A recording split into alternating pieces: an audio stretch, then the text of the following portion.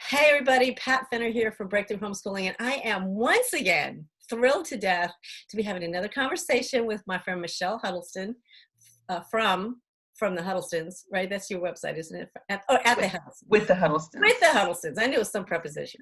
Anyway, she's really cool. I know you love her. We're talking today. A couple of weeks ago, I saw a conversation on YouTube. It was a YouTube Live on a two guys that are big in the I guess podcasting world. I don't know. I think they're podcasters, and they were friends from a long. They've been friends over the years. One was a black man and one was a white man, and they decided to talk about, because they could do it because they were friends. They weren't worried about like saying the wrong thing or hurting each other's feelings. And frankly, they both said that in the beginning, like, okay, I might say something stupid, but I know you're my friend, So that's why I kind of reached out to Michelle and I said, hey, I think that's really cool. And, we're both homeschoolers, so we're both in the same, field as well. And I was sharing with Michelle how I just really feel strongly about how homeschoolers have an amazing opportunity, despite COVID. Let's just pretend that doesn't exist right now, to, because we are very active, or many of us are, in the community, whether we're, doing co-op classes or we're volunteering or we're, out and about. And so we get a lot of opportunity to deal with different cultures, different races, different age groups, different economic statuses. And one of the things I'm really seeing is, the Black Lives Matter is showing me how many, divides we have. And while I'm not minimizing the Black experience, that's one of the things I'm picking up. So Michelle has agreed to sit and spend a few minutes with me. And I think I'm going over my time already. I'm sorry, Michelle. to have a conversation just about our backgrounds and how they've influenced our position or our place in this journey that we're at. And then we'd like to kind of converse together about how we feel homeschoolers can help bring about racial healing through this. So Michelle, since I just did that super long intro, why don't you start with, give us a little bit about your background, like how you were raised and blah, blah, blah, blah, the deal. Thanks, Pat. And I think you did great because, from one talker to the other, it's like, it's hard to stop. But, I actually have a very unique background that if you don't know me from childhood, then you probably wouldn't even have a clue that I dealt with some of the things or was raised to believe certain things. But long story short, single parent household, my mom and dad divorced when I was 2. And so that was one thing, being raised by a single Black woman who had 2 other children, me and my sister and my brother, but we're all 7 years apart. My mother was, and I'm going to say this, and I hope it does not offend anyone, but please hear my heart and understand that when I use the word stereotype, it's not to be demeaning, but we have stereotypes for a reason, because obviously there is a certain percentage of, fill in the blank that made the stereotype. So my mom fell in that category of having a child out of wedlock and at a very young age, at 16 with my brother. Now, my mom, by the time she had me, she was 30. So she is an older woman, born in the mid-50s. And so for my town in Western Kentucky, at the time, while, by that time slavery had been abolished and all that stuff, there was still racism and still segregation going on in my town. Mm-hmm. So my mom experienced going to an all-Black school and having, not being able to go to certain parts of town, having to drink out of certain water fountains, go in the back door of movie theaters and things like that, up until 6th grade. So for, to bring that into perspective, it's like, wow, that's kind of, old. That's enough time to definitely have some morals and values instilled that are rooted in racism. I lay that foundation because my mom was very much a racist from like majority of my childhood up until I'd say around my high school years is when I finally could see God working on my mom in the area of everything is not white people's fault, Mom. You know, white people are not your enemy. But for her, it was a very real scar because, yes, she got the textbooks with the N word written in it and the pages ripped out, families separated, you know, and she was raised by her grandparents. So to be raised by grandparents who were part Right. of the slave times, even though, now this is another common misconception, not every Black person was a slave. There was a very small percentage of slave owners, actually. And it's not it's not like 80% of America owned slaves. It was actually like a single digit number of people that owned slaves. So every Black person wasn't a slave, but the slave mentality is what survived so Right. many generations, and so many people, you know, were impacted by that because my great great grandmother, I don't believe, was a slave. My great great aunt was what they would call a house Negro, but she wasn't a slave. She was a nanny to Mm. very high class white families who, it was beautiful when she passed. She died at 99. So I Wow. was like 18 or 19. Yeah, it was awesome to be able to have a life with 5 generations at one point. But she would never have spoken ill about her job as a Black nanny in a white doctor's family. And when she passed, they all who were still living, or either the children who she helped care for and their children, came to her funeral, and it was beautiful, like just the tears and the thanks and just, you know, pouring over this woman who gave so much of herself to these families, but it was never in a negative light. So I just want to You say got that. like the gamut in your family. Mm-hmm. And so being raised by a mom who did not like white people, and all of my friends were white, my Mm. boyfriends were white, my husband today is white. So I felt like it was like secret torture to my mom, like, no, I can't stand it. But so I get it when, you know, people want to hang on to a lot of things that I call generational embedded mess. Mm-hmm.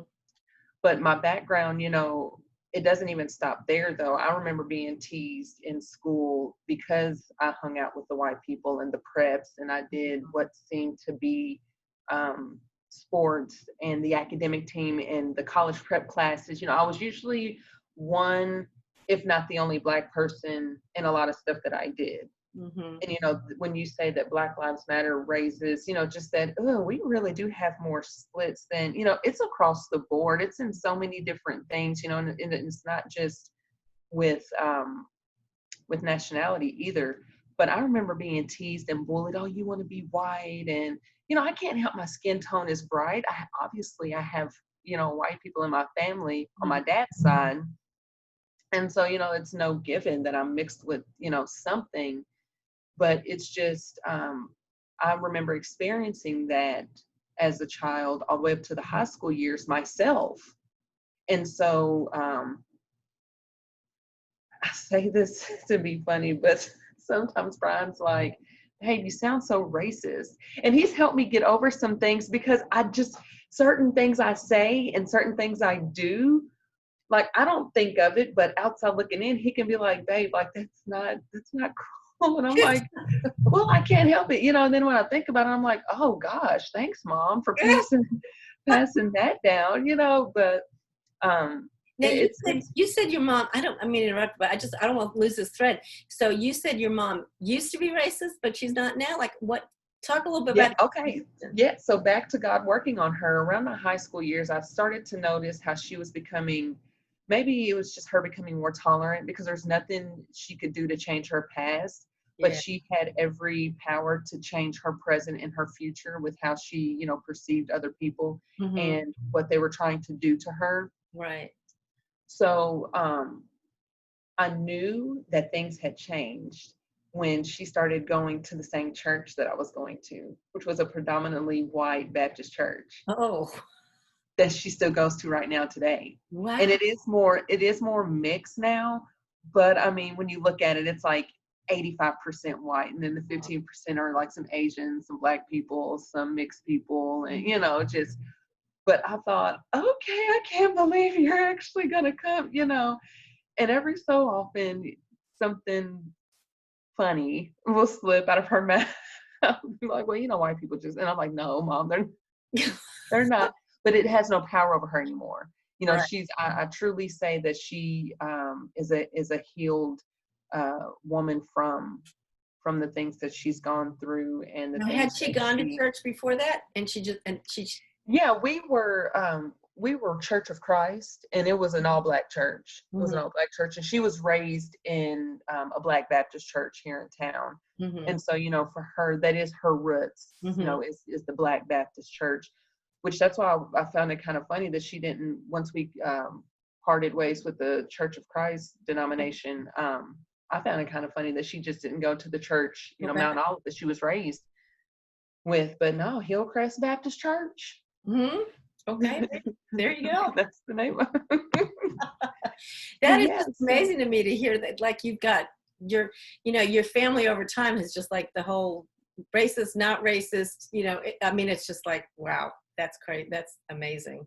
I didn't realize that you had such a diverse background too. Cool. And it comes out sometimes, don't get me wrong, Pat, I still struggle with a few things for myself. And I'll just give you a short example and then give the mic back to you. But just because people need to know that it is a real struggle, whether you're white, whether you're Black, whether you're mixed, whether you're German, Irish, should we even go there? Probably shouldn't. But anyways, every nationality has experienced some type of oppression. That's my point with that comment, is every nationality at some point from the beginning of time has experienced some type of oppression. But the homeschool group in my community, when I first started with them, this has been like 4-5 years ago, there were like 50 families. And then by the time I finally parted ways and kept, the part, there was like 120 families. So huge, homeschool group. But I was the only Black family. And you couldn't really tell through my son because my son's white. And so he blended in with everyone. But here I am carrying this secret, hidden burden of feeling like I don't belong because I'm the only Black family, the Black woman in this homeschool group. And I'm feeling, and I finally pinpointed it with Brian. I talked it out and I was like, it's my own doing. It's nothing that these women are doing because they've never done or said anything to me to make me feel inferior. There's never been any less opportunity, for me because, being Black. But it was seriously my own inner voices telling me that you don't belong in this group. Look, you're the only Black person. Black people don't homeschool anyways. Just all of these hamster wheel. And I finally had to tell Brian, I was like, I can't really do it anymore until I heal myself in some areas that I didn't even realize were there until I'm in a situation like being the only Black woman in this huge homeschool group. Right. And so, that's a very real, like, I parted ways just a couple years ago. And I explained to them, there were some, I don't like the term religious differences, but there were some religious differences which were, respected because we are Torah pursuant, my husband and I are Torah pursuant, which is different, right. Just in the aspect of keeping the feast and all that. I know you know about all that, but, and then I was honest with them and let them know that I had some healing I needed to do because the thoughts were preventing me from really enjoying myself and being excited about being a part of this group.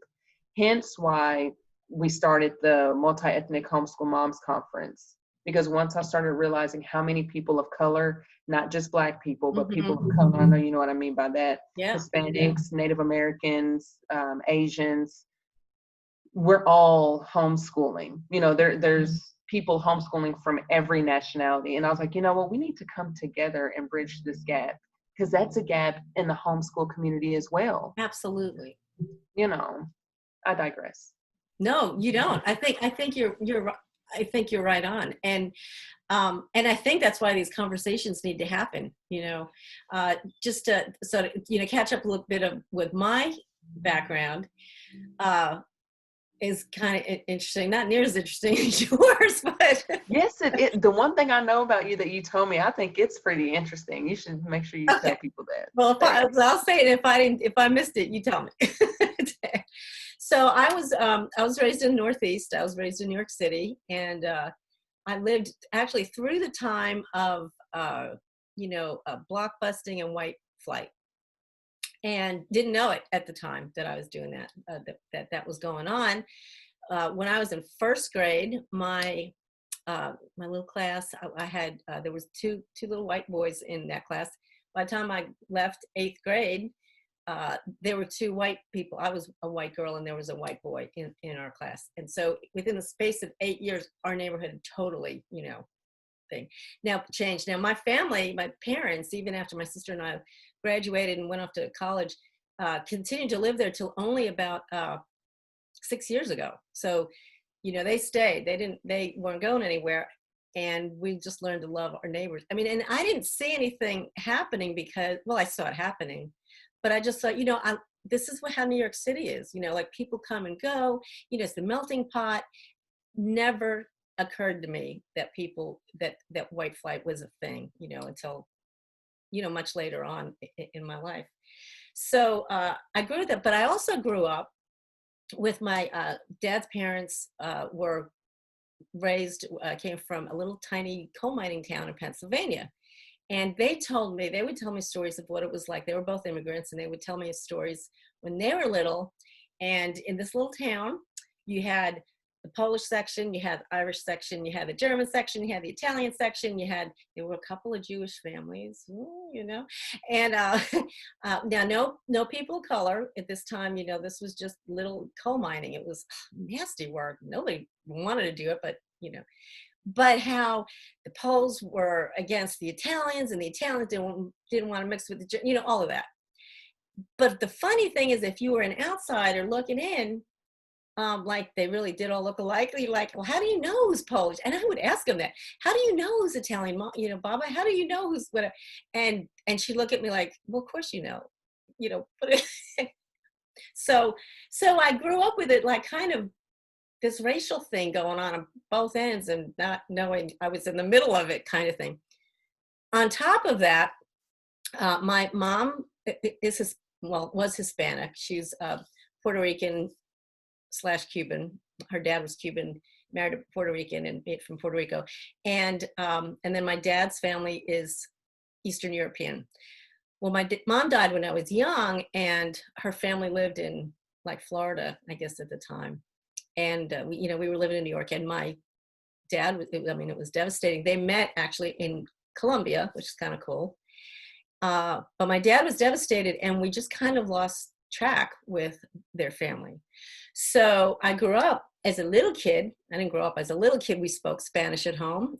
She would cook Cuban. Oh my gosh, she was such a good cook. And, we kind of had that. And then all of a sudden, when she died, that was done. We didn't do that anymore.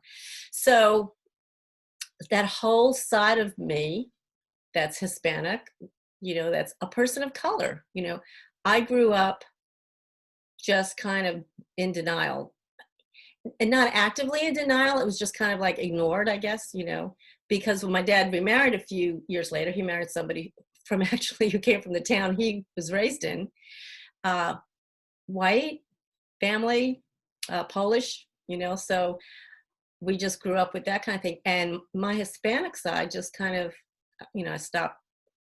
I stopped speaking Spanish, we didn't, all that stuff. When I met my husband in college, it was really funny because he said one of the things that he was attracted to was my olive skin, my skin coloring. And when we went overseas with Habitat a few years later, after we got married and had some kids, he was looking forward. He loved that, Of course, we went to the DR, which is not olive skinned Hispanics.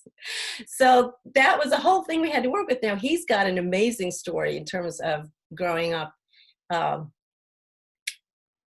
with a black stepfather in a black neighborhood, and oh my gosh, and his mom was really heavy into civil rights, in the 60s, and it's amazing. So, but he had to deal with all this now, too, when we were down there. So that's always been kind of an issue, but we've always put it on the back burner.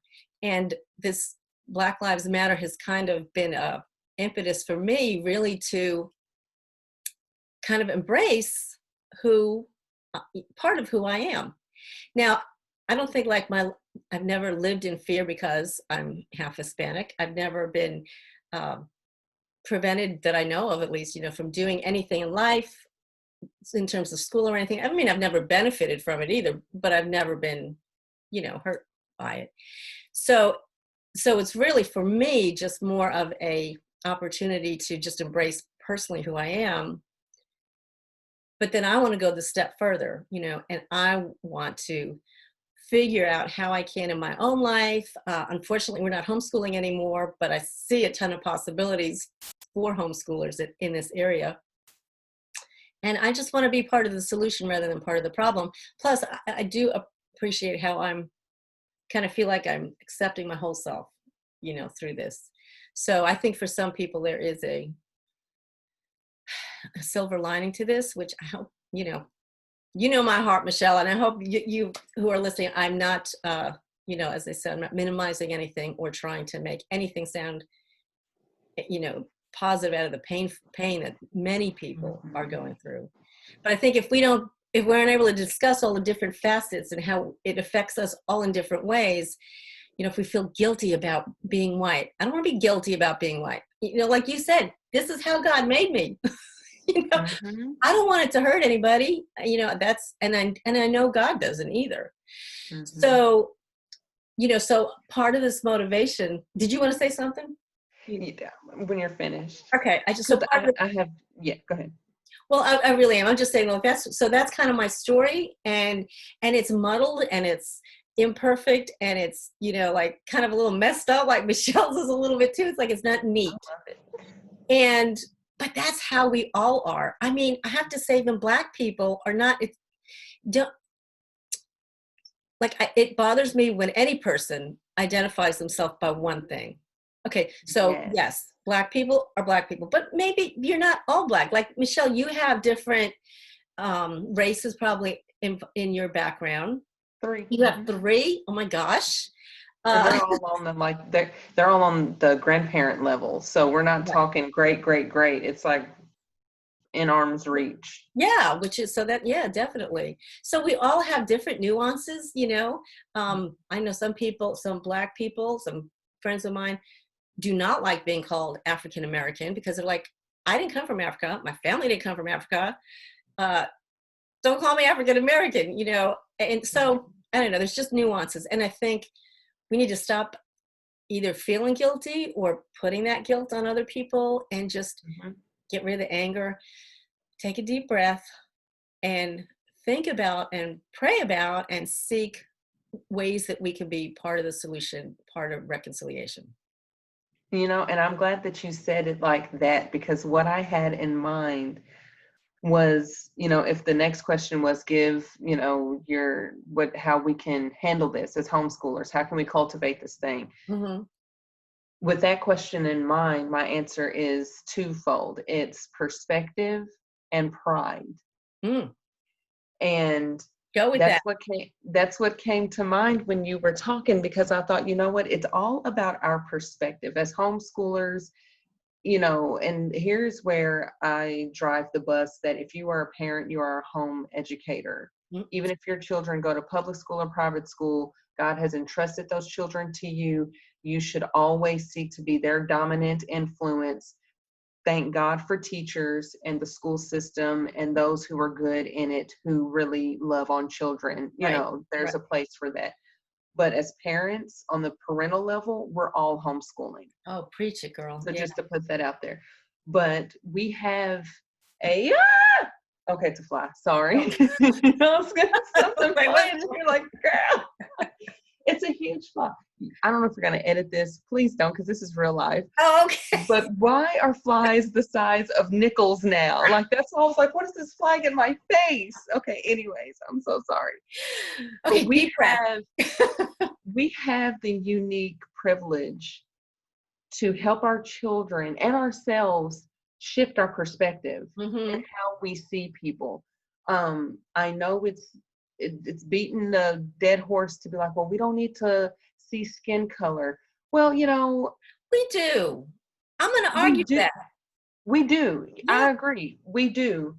But with seeing skin color, it's seeing a person's culture. I think that's where, for me as a homeschooler, if there's anything I want to teach my children about different races, I hate the word races really because there's a human race, but Right. different nationalities, it's pay attention to their culture, because that's what you're going to learn from.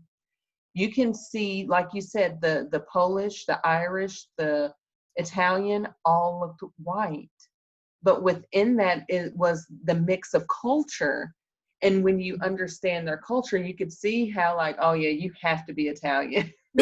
Because you can tell, you're doing Italian things, and so changing our perspective to not be ignorant to what we can see with the naked eye, but going Right. deeper and understanding people from a cultural perspective, I think would help out a lot. And we can teach our children that by having these conversations, intermingling with other people, talking to them. So tell me about yourself. What kind of food do you like? You can learn a lot about a person once you start talking to them. And that crosses any kind of culture, color, any kind of Yes. barrier. Just tell me about yourself. What about your family? How were you raised and all that stuff? Yeah. That's it. Because you'd be surprised okay, so here's the typical how this does not work. You Okay. see me as a Black person, you probably think I like rap music or R&B, something with Black people. Okay, actually, no, I love the mess out of some country music. Oh, okay. Wait a But minute. how I but how love do you R&B. know? I love R&B. See? And so how do you know until you have these Right. conversations and you realize, like, oh, okay, well, cool. And it helps peel back another layer of the onion, only to get to the middle and realize that, wow, we all are how we are, but we Right. don't have to have that weight of, oh, you're Hispanic, so you must fill in the blank, or Right. you're white, so you must, fill in the blank. Sorry, it gets loud out here sometimes with these That's loud trucks. But the other word that came to mind was pride, Mm-hmm. because that's what we all have to really deal with, that we don't want to talk about because of the one-sided definition of pride. Yeah. Oh, you think you're Right. so prideful. But how prideful is it to think that Black people are the only people oppressed? Mm-hmm. How prideful is it to think that, oh, no one can be more oppressed than my Black people? Mm-hmm. No. There's a, Or, there's a thing called reverse pride. And my husband, that whole concept to me, my husband introduced to me a few years ago in terms of reverse humility. When you say, well, gee, well, I can't do that. Oh, I'm just not talented. That's, you think you're sounding humble, but really it's not. It's an opposite, or at least it has the opposite effect. And the same thing with pride, because there is a certain amount when you're talking about color and not being colorblind. That pride word kind of jumped in my head too, because we should be, you should be proud to be Black, but you should be proud to be Hispanic or Polish or Italian or German, or like you should have some, not that haughty pride like you were talking, as the bad example, but just of, this is how God made me. Isn't this cool? How did God make you? Let's talk about that. That's so cool too. yes. Yeah. And the same way we shared our past history, our upbringings and stuff, to me, that could really help cultivate the relationships and help see past, I know we have a long way to go as a people, but I think a lot of it is embedded in perspective. Mm-hmm. And how we're going to choose to see things. Are we going to choose to see things differently? And how are we going to pursue that?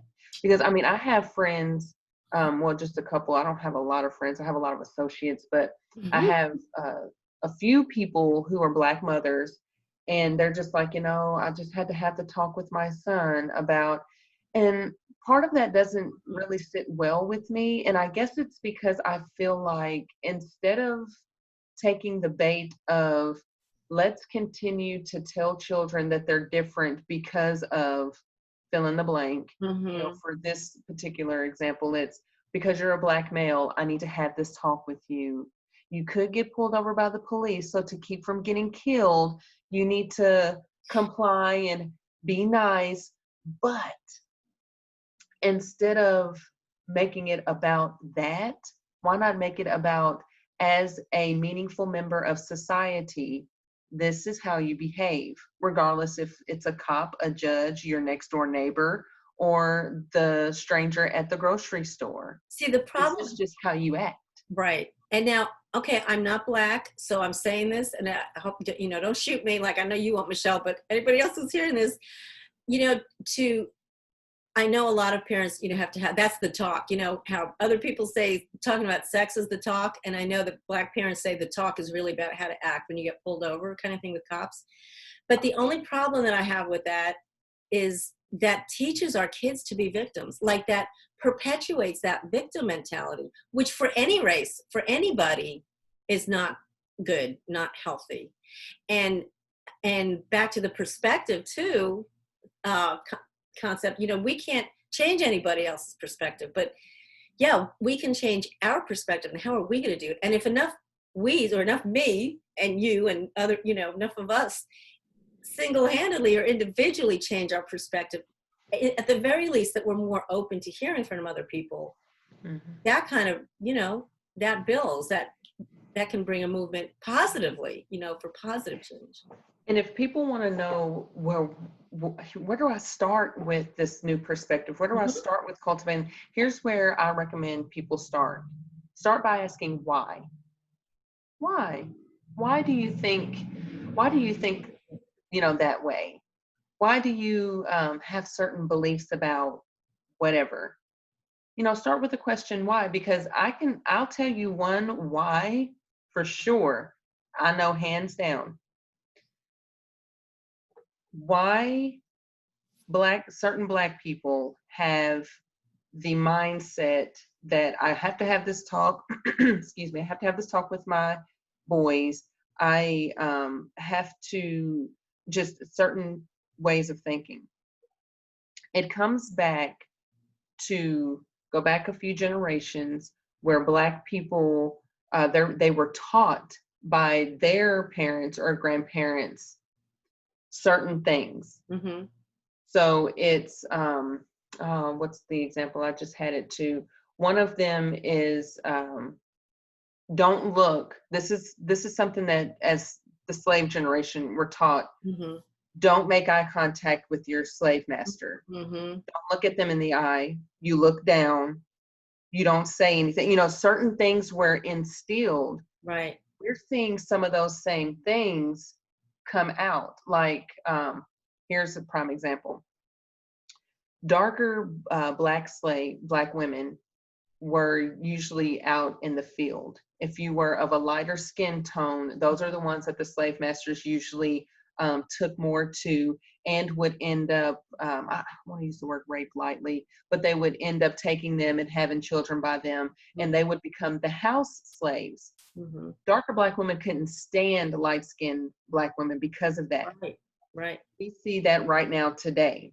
Mm. I experienced it in high school. Darker skinned Black girls mad at me because of my skin tone that I had nothing to do with. To them, it looked like I had favor because I looked more white and I did those things and I blended in with that. See, that mentality is the answer why. Why do you think that way? Why do you think our generation really can't understand it unless you do the research, the history, talk to your grandparents, great grandparents, to find out why do I think like that?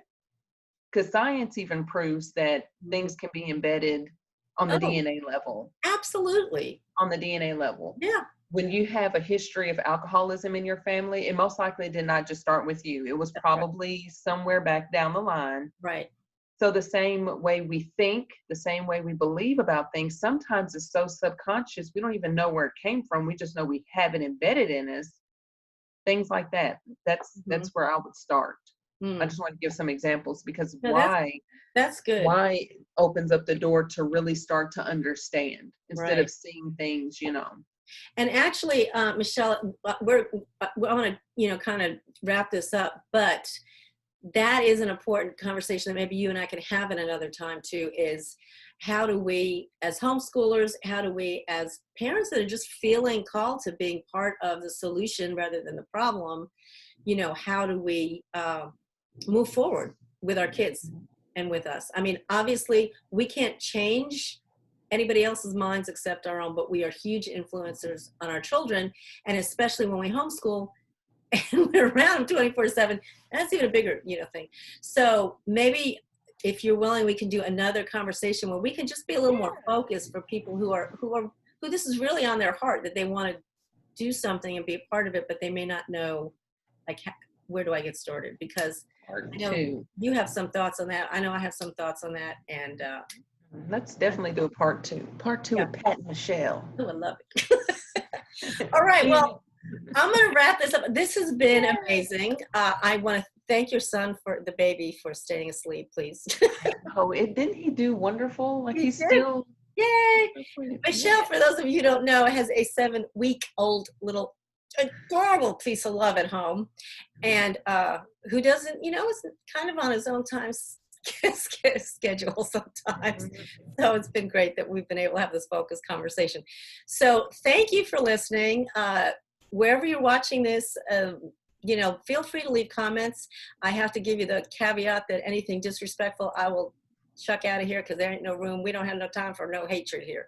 So that being said, comment away. You're welcome to be part of this, and look for a part two, because Michelle and I will be getting together again with a more specific kind of hands-on, what homeschooling families and families just with a heart for reconciliation. Honestly, I say homeschooling because she and I are both homeschoolers, but we know that there are other families that want to be involved in reconciliation. So we'll be doing that.